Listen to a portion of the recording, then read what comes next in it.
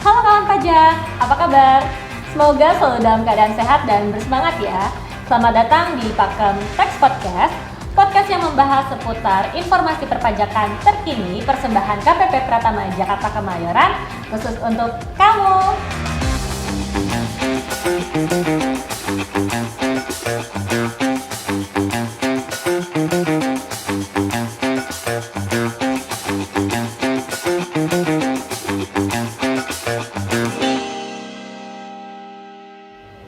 Di tahun 2024 ini, Kemayoran Podcast hadir dengan wajah baru loh kawan pajak. Kemayoran Podcast kini berganti nama menjadi Pakem Tax Corner. Di episode kali ini, kita akan membahas satu topik yang belum pernah kita bicarakan sebelumnya nih kawan pajak.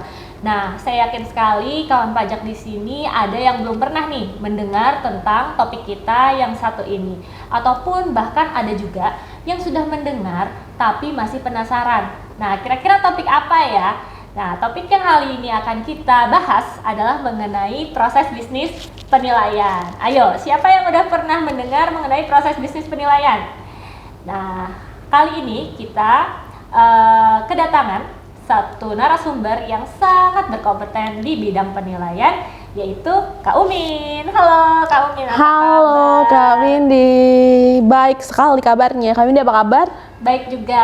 Nah, oke. Kak Umin, mungkin sebelum kita ngobrol lebih jauh mengenai proses bisnis penilaian, Kak Umin mungkin bisa menyapa dulu dong kawan pajak semua sambil memperkenalkan diri. Oke, terima kasih Kak Windy. Halo kawan pajak semua, saya Sumiani Mindra Harjani atau biasa dipanggil Umin. Saya merupakan penilai pajak yang ada di KPP Pratama Jakarta Kemayoran. Oke, berarti di sini Kak Umin itu bekerja sebagai penilai pajak ya Kak? Betul sekali. Nah, ini adalah suatu, mungkin kalau untuk kawan pajak semua itu sudah tahu ya, ada yang namanya akun representatif, Betul. ada juga pemeriksa pajak, dan mungkin juga pernah mendengar penyuluh pajak. Nah, ini mungkin baru pertama kali nih dengar adanya penilai pajak nih ya Kak Umin. Nah, kebetulan banget nih KPP Pratama Jakarta Kemayoran kita punya seorang penilai yaitu Kak Umin. Nah, excited banget nih Kak, hari ini kita akan ngobrol mengenai proses bisnis penilaian, di mana proses bisnis penilaian ini mungkin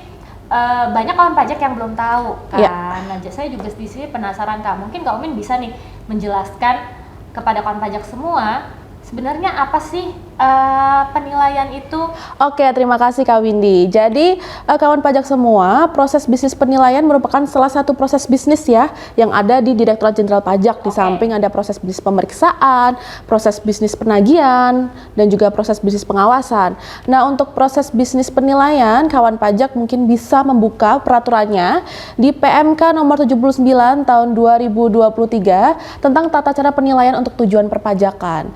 Jadi penilaian itu merupakan sebuah rangkaian kegiatan yang digunakan untuk menilai sebuah objek penilaian pada waktu tertentu dan dilakukan secara objektif dan profesional sesuai dengan standar penilaian yang ada dan digunakan sesuai dengan peraturan perundang-undangan di bidang perpajakan. Jadi itu betul pengertian dari apa sih itu kegiatan penilaian gitu Kak Windy. Kalau kita ngomong sama Fiskus nih kan kalau pajak pasti selalu awalnya itu adalah dasar hukum ya. Betul, dasar hukum. Jadi secara aturan proses bisnis penilaian ini merupakan sebenarnya serangkaian kegiatan dalam rangka penilaian ya. Tadi untuk tujuan perpajakan. Betul. Mungkin seperti itu ya Kak singkatnya ya. Yeah. Oke. Nah, tadi kan di awal nih Kak Umin itu memperkenalkan diri sebagai seorang penilai. Nah, berarti di penilai ini merupakan petugasnya ya. Mungkin kalau kawan pajak di sini sudah nonton podcast kita di episode sebelumnya tentang proses bisnis penagihan, kawan pajak tahu bahwa petugas yang in charge atau melaksanakan proses penagihan ya. Proses penagihan itu adalah JSPN gitu kan. Nah, kalau ini berarti penilai ini adalah orang yang melakukan penilaian gitu ya Kak. Betul. Nah, tugasnya tuh apa aja sih Kak yang dilakukan oleh penilai ini gitu? Oke. Ya, jadi Kak Windy dan juga kawan pajak semua, sebelum kita menjelaskan nih tugas-tugas penilai pajak itu apa, jadi mungkin dimulai dulu dari siapa sih yang boleh untuk melakukan penilaian. Jadi yang boleh melakukan penilaian tentu saja adalah penilai pajak. Jadi penilai pajak itu merupakan pegawai negeri sipil yang ada di Direktorat Jenderal Pajak yang sudah memiliki kompetensi dan diangkat atau dilantik sesuai dengan surat keputusan Direktur Jenderal Pajak. Oke, jadi nggak sembarangan atau Iya. semua petugas pajak Betul. itu bisa melakukan penilaian ya Kak? Iya, Ini ada betul. petugas tersendiri yang sudah memenuhi kompetensi atau kriteria tertentu. Ya, betul sekali. Dan tadi Kak Windy juga menyebutkan ada petugas penilai. Jadi beda ya Kak Windy dan juga kawan Oke. pajak. Jadi ada penilai pajak, itu jabatan fungsional, Oke. ada petugas penilai. Nah, bedanya di sini kalau penilai pajak itu diangkat sesuai dengan SK dari Direktur Jenderal Pajak. Tapi kalau untuk petugas penilai itu diangkat melalui SK kantor wilayah. Nah, kenapa ada petugas penilai? Karena sekarang ini jumlah dari penilai pajak yang ada di Indonesia, seluruh Indonesia ini masih terbatas, sekitar 500 orang aja satu Indonesia. Jadi memang masih diperlukan petugas penilai, dan kemudian tugasnya apa saja? Tentu saja beda. Kalau penilai pajak itu melakukan penilaian di semua lingkup. Kemudian kalau untuk petugas penilai cuman boleh melakukan penilaian di 2 lingkup. Yang pertama terkait dengan penetapan NJOP PBB, dan yang kedua penilaian properti kriteria 1. Nah, ini nyambung nih sama pertanyaan Kak Windy yang tadi, apa Ya, sih ya Kalau yang bisa dilakukan penilaian kita ya? ngomongin spesifik nih Kak, berarti kita benar. spesifik ke fungsional penilai ya. Betul. Kita nyebutnya berarti ini jabatannya adalah fungsional penilai. Fungsional penilai pajak. Fungsional penilai pajak ini tadi Kak Umin gimana? Untuk tugasnya apa aja? Oke, jadi fungsional penilai pajak kalau untuk di Direktorat Jenderal Pajak itu meliputi 2 tugas utama, terkait pemetaan dan juga terkait penilaian. Nah, terkait pemetaan ini kita sedang membangun basis peta perkebunan dan perhutanan untuk kawan pajak dan wajib pajak yang memiliki hutan dan kebun di seluruh Indonesia. Itu tugas pemetaan ya, kita melakukan pemetaan.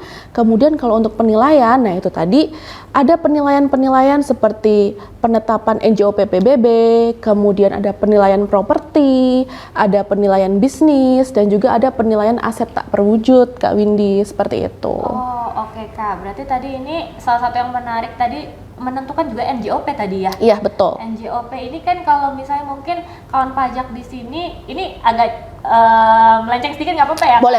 Mungkin Gimana? kan kalau di sini kan kawan pajak tuh taunya NJOP tuh nilai jual objek pajak, mungkin kalau kita melihat di SPPT PBB ya, kalau misalnya kita punya rumah atau apa atau properti gitu ya misalnya, dan kita bayar pajak PBB itu kan ada nih NJOP-nya. Nah, kalau untuk ruang lingkup NJOP dari penilai pajak nih Kak yang ada di lingkungan Direktorat Jenderal Pajak, apakah juga mengampu yang NJOP untuk misalnya tanah dan bangunan di perkotaan kah? Atau seperti apa nih Kak ruang lingkupnya? Nah, ini pertanyaan yang bagus banget ya Kak Windy dan kawan pajak. Jadi memang untuk PBB itu ada PBB P2 dan juga PBB P5L. Nah, untuk PBB P2, perkotaan sama perdesaan, itu masuk ke ruang lingkup pemerintah daerah. Pemerintah daerah? Iya, betul. Berarti pemerintah daerah atau provinsi masing-masing Iya, ya? betul. Jadi kawan pajak jangan sampai salah kalau misalnya ada urusan terkait SPPT PBB rumah, jangan ke kantor pajak ya. Oh iya. Iya, karena ada pengalaman juga nih ada betul. wajib pajak yang nyasar gitu ya. Iya, betul. Itu sudah masuk ke pemerintah daerah. Sementara untuk yang di pusat itu kita mengampu PBB untuk P5L. Apa aja tuh Kak? P5L itu sektor perkebunan, sektor perhutanan, sektor pertambangan minyak dan gas bumi, kemudian sektor pertambangan untuk panas bumi, dan ada juga sektor pertambangan mineral dan batu bara. Kemudian yang L-nya itu adalah sektor lainnya. Oh, berarti ini ternyata sektornya tuh benar-benar berbeda ya? Iya, betul, berbeda sekali Kak Windy. Sekali gitu. Jadi tadi kalau untuk penilai pajak, penilai pajak yang ada di lingkungan DJP ya Kak, atau Direktorat Jenderal Pajak ini ternyata yang P5L nih kawan pajak, yaitu tadi sektor perikanan, perkebunan, perkebunan, perhutanan juga ya? Iya, perkebunan, perhutanan, pertambangan itu ada 3, ada panas bumi, ada migas, kemudian ada minerba, dan sektor lainnya. Nah, sektor lainnya itu termasuk perikanan tangkap, pembudidayaan ikan, jaringan pipa, seperti itu. Wah, berarti banyak sekali ya ruang lingkupnya, ternyata luas ya Kak. Luas sekali. Dan kayaknya ini ya, semuanya itu di Indonesia ini mungkin sangat dibutuhkan kan, karena banyak sekali kan di Indonesia ini sektor perhutanan, perikanan, pertambangan juga apalagi, karena Indonesia kan kaya sekali ya. Oke Kak Umin, kita masuk ke pertanyaan berikutnya ya. Nah tadi kita udah tahu nih apa itu proses bisnis penilaian dan juga tugas penilai itu apa aja sih gitu. Nah kemudian pertanyaan berikutnya nih, kira-kira penilaian itu sebenarnya dilakukan dalam rangka apa sih gitu? Kira-kira hal apa yang akhirnya membuat penilai itu harus melakukan penilaian gitu kan? Oke. Jadi penilaian itu dasarnya pasti surat perintah penilaian ya, Kak Windy ya. Ya pasti ya. Ya ada betul. surat perintah ya. Nah kemudian sumbernya dari mana? Yang pertama itu bisa dari penugasan dari Kanwil maupun dari kantor pusat ke penilai yang ada di KPP. Oke. Kemudian yang kedua bisa proaktif itu penilai itu bisa nih cari potensi penilaian, kemudian dilakukan pembahasan. Baru nanti muncul nih surat perintah penilaiannya, kemudian bisa juga by request. Nah ini yang banyak dan sering dilakukan, terutama di KPP Pratama Jakarta Kemayoran. Jadi by request itu dari seksi terkait, dari misalnya nih AR sedang melakukan pengawasan ke wajib pajak, kemudian menemukan bahwa oh ternyata aset wajib pajak ini sepertinya memerlukan penilaian karena diragukan kewajaran nilai pasarnya. Kemudian ada juga misalnya pemeriksa sedang melakukan pemeriksaan. Ada indikasi misalnya aksi korporasi yang melibatkan hubungan istimewa, itu butuh penilaian tuh. Jadi disitulah penilai masuk. Nah kemarin kan kita sudah belajar probis penagihan. Nah request dari penagihan juga bisa nih misalnya. Iya. Ini ya Kak, karena kan di berbagai kan penagihan itu alurnya kemarin panjang nih. Iya Kalau betul. pajak udah lihat podcast kita yang sebelumnya ya, kita tahu ya bahwa alur dari proses penagihan itu kan cukup panjang dan ujungnya tuh sampai ada proses sita gitu ya, Kak. Betul sekali. Jadi dari penagihan itu biasanya kalau wajib pajaknya tidak bisa untuk membayar utang pajak, dari penagihan kan akan melakukan proses sita aset. Nah, asetnya itu bisa dilakukan penilaian oleh penilai.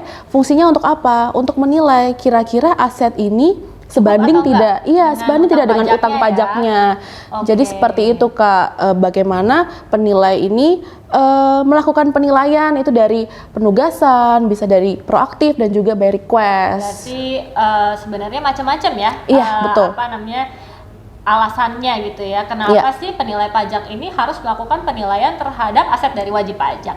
Oke, nah Kak, tadi sudah dibahas juga nih sama Kak Umin kan alasan-alasannya. Nah tentunya dalam melakukan proses penilaian itu kan tidak sembarangan dong. Iya betul. Pastinya ada langkah-langkah khusus atau metode-metode khusus nih Kak yang digunakan penilai pajak untuk melakukan penilaian. Nah, kira-kira apa aja nih Kak metode-metode yang dilakukan seorang penilai untuk dapat menilai aset wajib pajak? Iya, jadi tadi ada penilaian properti dan juga ada penilaian bisnis. Jadi kita harus identifikasi dulu nih objek penilaiannya apa untuk menentukan kira-kira pendekatan apa yang bisa digunakan.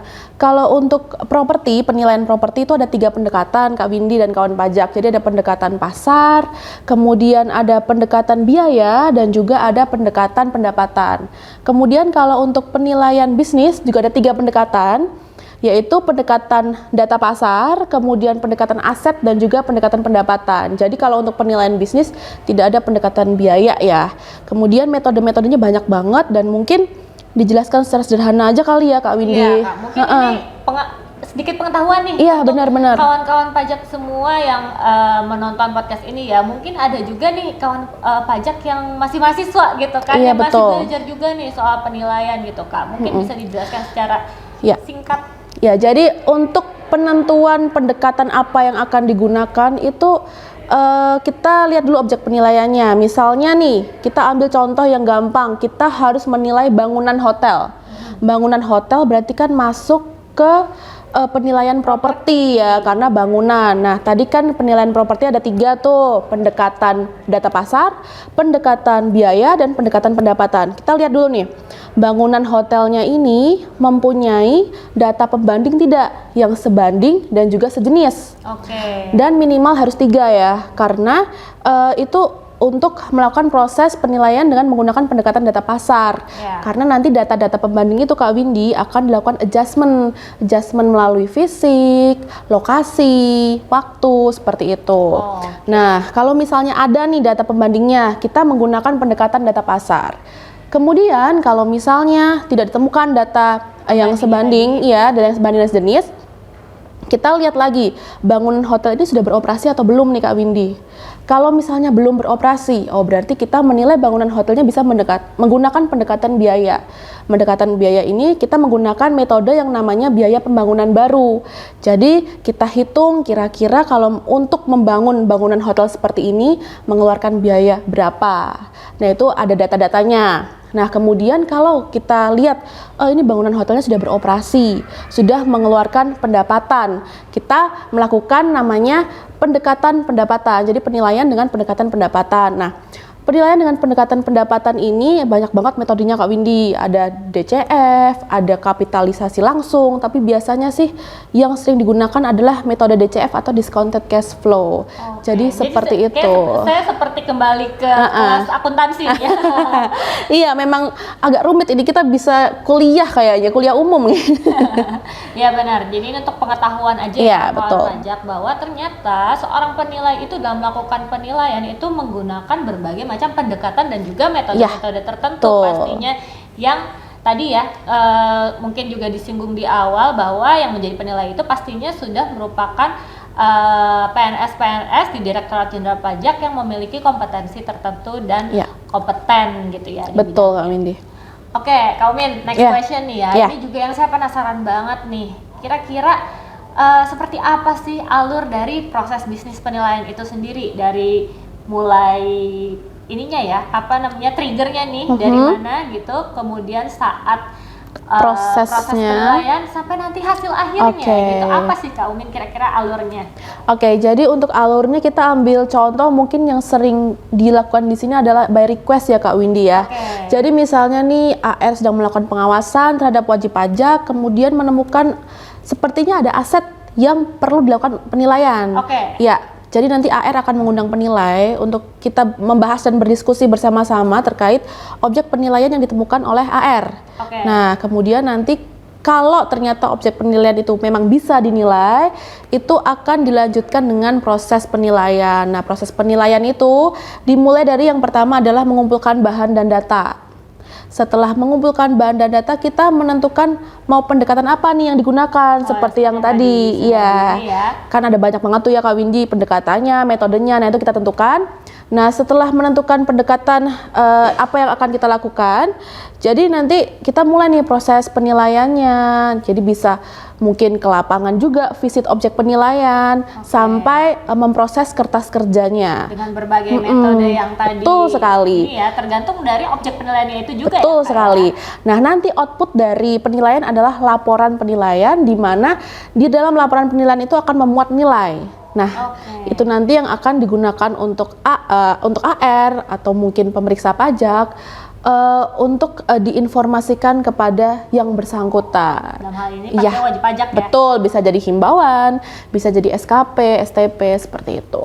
Berarti nanti data dari hasil dari penilaian ini laporan nanti penilaian akan digunakan lagi ya sebagai data bagi AR maupun pemeriksa untuk menindaklanjuti tadi hasil dari pengawasannya atau pemeriksaannya. Betul sekali Kak Windy. Oke Kak Umin, sebelum kita akhiri pembicaraan ini ya, mungkin ada nggak nih pesan dari Kak Umin untuk kawan pajak semua, terutama dalam proses bisnis penilaian ini. Gitu. Pesan apa sih yang Kak Umin mau sampaikan kepada wajib pajak tentang proses bisnis penilaian? Jadi Kak Windy dan kawan pajak, memang profesi fungsional penilai pajak ini merupakan profesi yang sedikit spesial ya, bukan spesial, tapi intinya kami ini sebagai tenaga ahli. Jadi kami melakukan penilaian itu di bawah payung dari kegiatan pengawasan, kegiatan pemeriksaan, kegiatan penagihan. Jadi pesan mungkin buat kawan pajak yang mungkin sedang melalui proses-proses itu, proses pengawasan, penagihan, kemudian pemeriksaan. Jika diminta data, tolong berikan data secara transparan dan juga kooperatif. Intinya kuncinya bersikap kooperatif. Betul, kooperatif. Berikan saja data apa adanya, data-data yang valid, karena nanti kalau dilakukan penilaian, kami sudah memiliki benchmarking sendiri. Jadi data-data yang kawan pajak berikan itu juga akan mempengaruhi hasil nilai apabila memang nantinya akan dilakukan penilaian atau perlu dilakukan penilaian. Seperti itu Kak Windy. Kemudian ada satu pesan lagi nih, ini ada pesan sponsor sedikit. Jadi karena udah awal tahun ya, jadi buat teman-teman nih, tadi kan kita sempat membahas terkait PBBP 5L. Jadi buat teman-teman yang mungkin punya siup atau punya iup, kalau di KPP Kemayoran kebanyakan siup perikanan ya. Mungkin buat teman-teman atau kawan pajak yang punya siup perikanan, kalau misalnya belum mendaftarkan objek pajaknya, boleh didaftarkan objek pajaknya supaya nanti dapat SKT PBB. Nah, nanti kalau sudah punya SKT PBB, jangan lupa untuk melaporkan SPOP PBB. Jadi kalau untuk perikanan itu dari tanggal 31 Maret sampai tanggal 30 April. Jadi disiapkan dulu data-datanya ya, biar nanti tidak telat. Tahun ya, Kak? Betul. Kemudian nanti yang 1 Februari sampai 3 Maret itu untuk sektor perkebunan, Pabum sama migas. Kebetulan di Kemayoran nggak ada, jadi pesennya untuk yang perikanan. Jadi pokoknya jangan lupa untuk tahun ini bayar dan lapor PBB tepat waktu. Itu pesan sponsornya. Oke deh, terima kasih banyak Kak Umi atas kesediaannya untuk sharing ya bersama kawan pajak semua mengenai proses bisnis penilaian. Ya. Nah, ini benar-benar ilmu baru nih bagi saya juga, karena banyak banget ternyata hal-hal yang saya ini baru tahu nih dari Kak Umi mengenai proses bisnis penilaian. Ya. Nah, kawan pajak, itu dia pembahasan kita di episode kali ini. Gimana? Seru nggak? Nah, kawan pajak jangan sampai lupa untuk like, komen, dan juga subscribe channel YouTube ini. Dan jangan lupa untuk tonton semua episode-episodenya dan nantikan episode kita di podcast berikutnya. Akhir kata, saya Windy dan Saya Umin. kami pamit undur diri. Sampai jumpa. Bye.